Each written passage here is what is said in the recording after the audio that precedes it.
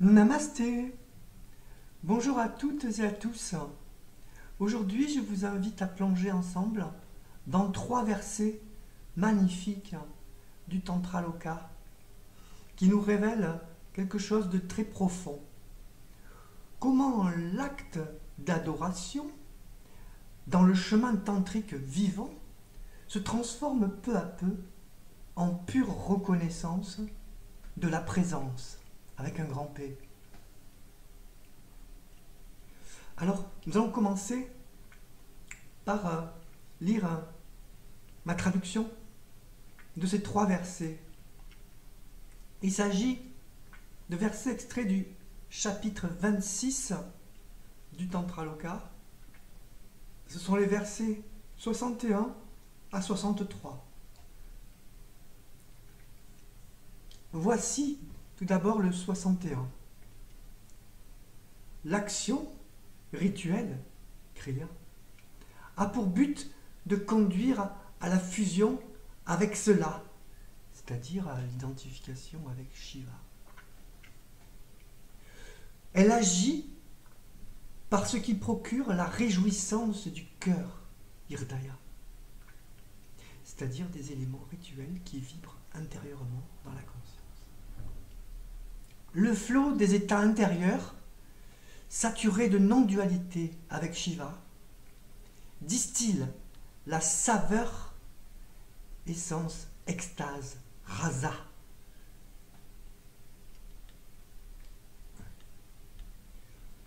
Alors ensuite, voici ma traduction du verset 62 qui suit. Le sage doit offrir cela même, c'est-à-dire le rasa de l'union, en tant qu'adoration dans la demeure suprême. Ce contenu a été exprimé de nombreuses manières dans les hymnes, par moi-même, c'est Abhinavabhuta qui parle, dans ma pratique rituelle quotidienne. Et donc nous abordons maintenant le verset 63, le suivant, donc, qui est le point d'orgue. Elle resplendit, surpassant la lumière du déploiement de la réalité suprême, celle qui a la nature de la vision saturée de nectar divin. C'est par elle que les connaisseurs du mystère rendent un culte.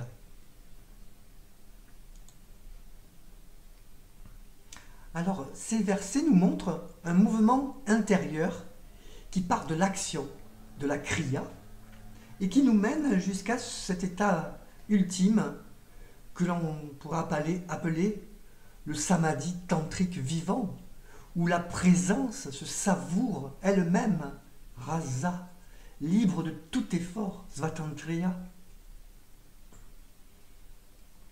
C'est un enseignement très précieux pour tous ceux qui pratiquent le trika authentique aujourd'hui, car il nous montre que l'essence du chemin n'est pas dans le faire, mais dans cette offrande vivante, libre, de notre propre reconnaissance. Alors, nous allons reprendre et parcourir ensemble ce mouvement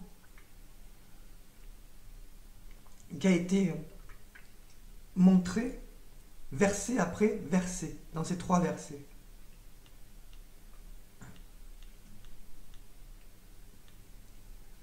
Alors, le premier verset que nous explorons nous parle de l'action de la trika. Dans le chemin tantrique, de la kriya, pardon. Dans le chemin tantrique, la kriya n'est pas une action tournée vers un résultat extérieur, hein, comme on pourrait le penser lorsqu'on est en anavopaya, en dualité, débutant tantrika. Elle n'est pas là, la kriya, pour produire quelque chose en fait, ni pour satisfaire un but personnel. Voilà le truc. Elle a en effet un tout autre sens. Elle est orientée vers la fusion avec cela, c'est-à-dire vers l'identification vivante avec Shiva, la conscience suprême. Et comment cette fusion se manifeste-t-elle? Eh bien, parce qu'est sans doute le signe le plus précieux du chemin tantrique, le surgissement du rasa. Le rasa, c'est cette saveur subtile qui jaillit du cœur lorsque l'action devient transparente à la présence. Le rasa, c'est cette saveur subtile qui jaillit du cœur lorsque l'action devient transparente à la présence. C'est une vibration gustative, si j'ose dire, de l'union chit-sakti, une saveur qui n'appartient ni aux émotions ordinaires, ni aux états mentaux, mais qui est l'expression directe de Chit Ananda Svatantriya, c'est-à-dire de la conscience félicité souveraine. Quand la kriya est juste, telle que nous l'avons définie, quand elle est portée par une résonance intérieure, les flots des états intérieurs se transforment. Ils deviennent porteurs de cette saveur, de cette extase fine, comme des offrandes, que l'on ne peut forcer, mais qui surgit d'elle-même, cette saveur. Attention, ce rasa, c'est la quintessence du vécu tantrique. C'est lui qui va ouvrir la voie vers la véritable offrande.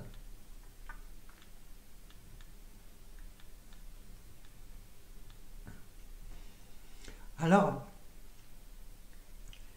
si nous poursuivons avec le verset 62, son explication, lorsque le rasa surgit, que faisons-nous de cette saveur? Dans le chemin tantrique, la réponse est claire. Nous n'en faisons pas un objet d'appropriation, nous ne cherchons pas à le retenir, nous l'offrons.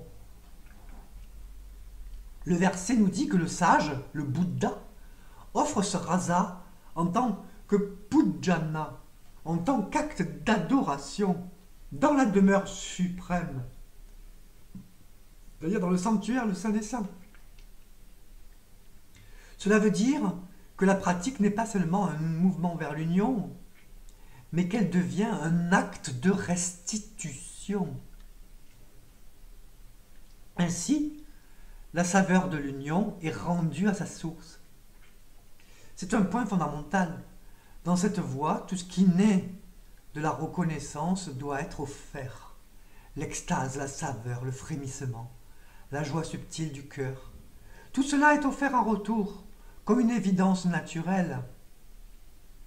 C'est ainsi que la pratique quotidienne du sage devient un flot ininterrompu d'offrandes vivantes, une pujana qui n'est pas le culte d'un objet, mais la reconnaissance offerte de la présence à elle-même. Ainsi les hymnes, les strotas, les chants, les gestes, etc. ne sont que des expressions finalement multiples de cette offrande du rasa. Ce n'est pas la diversité des formes qui compte, mais ce mouvement intérieur d'abandon, où le cœur dit simplement ce qui est goûté est rendu à cela.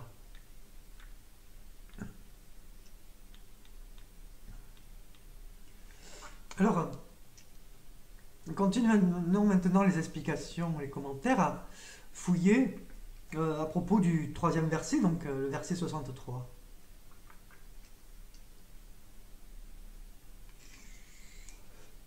Dans ce verset, on apprend que lorsque cette offrande devient totale, quelque chose bascule. Ce n'est plus moi qui offre quelque chose. Ce n'est même plus quelque chose qui est goûté, rendu. À ce stade, ce que le verset nous révèle, c'est que l'acte d'adoration lui-même se dissout dans un jaillissement libre de la présence. L'acte d'adoration lui-même se dissout dans un jaillissement libre de la présence. Le texte dit en effet « Ulasati », cela resplendit, cela jaillit. Cela dépasse même le déploiement de la réalité suprême. Il est dit « Paramartika Bhava Prakasha. Ce qui est honoré par les Rasyavida, les connaisseurs du mystère en quelque sorte, ce n'est plus une forme, ce n'est plus un état mental, ce n'est plus un contenu d'expérience. C'est ce jaillissement nu de la présence elle-même.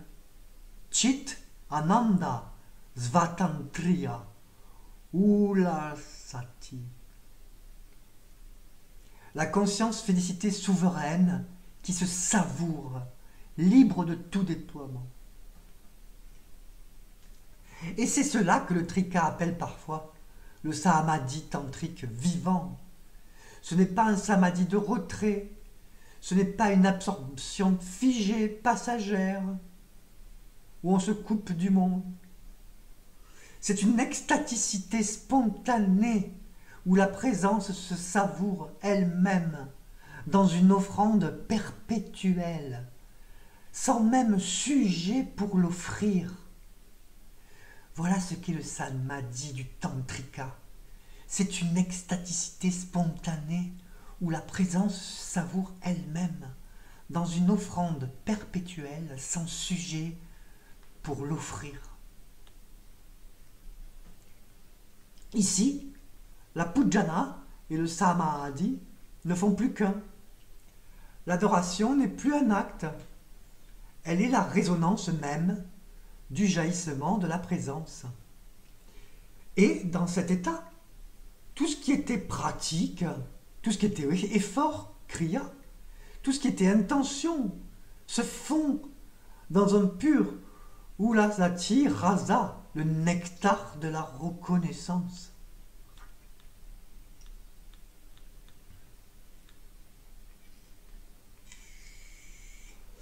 Voilà ce que ces 3 versets sublimes du Tantra Loka nous donnent à contempler. Un chemin très simple, très pur, de l'action inspirée par la reconnaissance naît le rasa, la saveur de l'union. Ce rasa n'est pas gardé, il est offert en retour dans une pujana vivante. Et lorsque l'offrande devient totale, la présence elle-même jaillit librement. Chit Ananda Svatantriya Ulasati. Et l'adoration n'est plus qu'un éclat de la conscience libre qui se célèbre elle-même.